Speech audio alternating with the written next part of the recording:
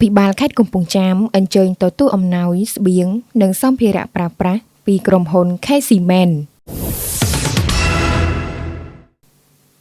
នៅថ្ងៃទី22ខែធ្នូឆ្នាំ2025នេះអាយដាមអ៊ុនចន្ទាអភិបាលនៃគណៈអភិបាលខេត្តកំពង់ចាមអញ្ជើញទទួលអំណោយស្បៀងនិងសម្ភារៈប្រើប្រាស់របស់ក្រុមហ៊ុន K Cement ផ្ដល់ជូនរដ្ឋបាលខេត្តដើម្បីទ្រទ្រង់ដល់វីរៈកងទ័ពឈរជើងនៅសមរភូមិមុខនិងប្រជាពលរដ្ឋជាជនភៀសសឹកដោយសារសង្គ្រាមឈ្លានពានរបស់យោធាថៃ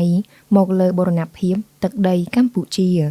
តំណាងក្រុមហ៊ុន K Cement បានគូបញ្ជាក់ថាថ្ងៃនេះក្នុងនាមឲ្យបុគ្គលិកតំណាងចែកចាយនិងដៃគូអាជីវកម្មរបស់ក្រុមហ៊ុន K Cement ទាំងអស់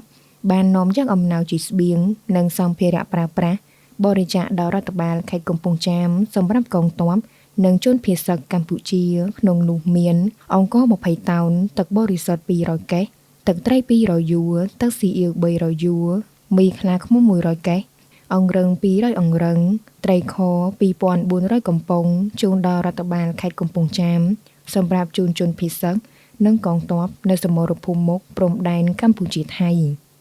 អាយុដំអ៊ុនចន្ទាអភិបាលនៃគណៈអភិបាលខេត្តកំពង់ចាមថ្លែងថាមកដល់ពេលនេះរដ្ឋបាលខេត្តនៅតែបន្តទទួលអំណោយពីសប្បុរសជនគ្រប់ទិសទីអាយុដំបន្តថាជារៀងរាល់ថ្ងៃក៏មានសប្បុរសជននិងប្រជាពលរដ្ឋបានចូលរួមចំណែកជាអំណោយសម្ភារៈប្រើប្រាស់និងស្បៀងដែលជារួមមានអង្ករមីត្រីខទឹកត្រីទឹកស៊ីអ៊ីវអំបុកទឹកបរិសុទ្ធភេសជ្ជៈថ្នាំពេទ្យនិងថវិកាជាដើមដើម្បីទ្រទ្រង់ដល់រដ្ឋបាលខេត្តកំពង់ចាម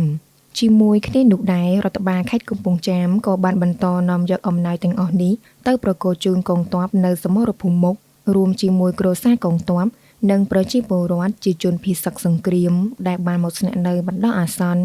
នៅតាមបណ្ដាក្រុងស្រុកមួយចំនួននៃខេត្តកំពង់ចាមផងដែរស្ថិតនៅក្នុងឱកាសនោះដែរក្នុងនាមរដ្ឋបាលខេត្តអាយុដំអភិបាលខេត្តកំពង់ចាមក៏បានថ្លែងអំណរគុណយ៉ាងជ្រាលជ្រៅបំផុតចំពោះក្រុមហ៊ុន K Cement ដែលបានចូលរួមចំណែកជាមួយរដ្ឋបាលខេត្តក្នុងស្មារតីខ្មែរជួយខ្មែរជាពិសេសការជួយគាំទ្រដល់វីរៈកងទ័ពជើងមុខដែលកំពុងតស៊ូយ៉ាងស្វិតស្វាញជាមួយស្ត្រីឈ្លានពានយោធាសៀមមកលើបូរណភាពទឹកដីកម្ពុជា